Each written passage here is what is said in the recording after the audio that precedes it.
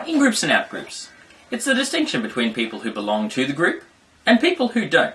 You'll find that citation from Burton. But more specifically, what is it about ingroups and outgroups that make them different?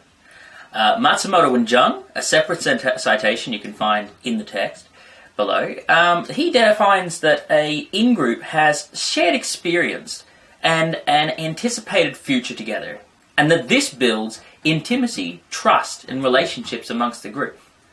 In contrast, outgroups do not have this, and so they experience a sense of ambiguity and a distrust of the future because they don't have that bond and that sense of moving forward. However, this is from the view of the in-group. We all choose in-groups and out-groups based on various preferences, be they religious, some you're born into, such as families and so on. Those would be considered your in-groups. Whereas your out-groups might be people who are from a country that is not your own. So your country would be a very broad in-group that you're a part of.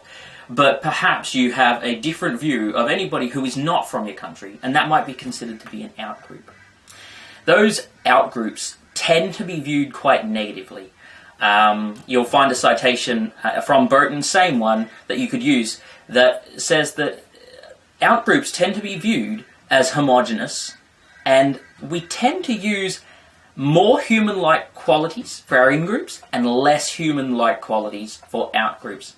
Humanization, as you would see from a few videos ago, is the process by which somebody is viewed as less human than they actually are. This in-groups, out-groups distinction is used in social identity theory to define those processes by which prejudice and discrimination form as an interaction between in-groups and out-groups. So in-groups and out-groups, put simply, is those groups to whom you do or do not belong. However, there is a distinction between your in-groups are those with whom you have a shared future, some sort of like a trust network that's built in there that builds intimacy.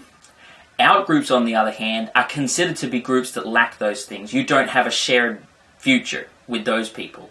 That's not how you think of it. You don't have necessarily a trust or intimacy built with those people because they are a part of your out-group.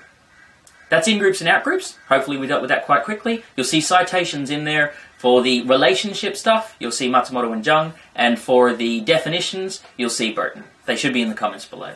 Hopefully that helped, and thank you.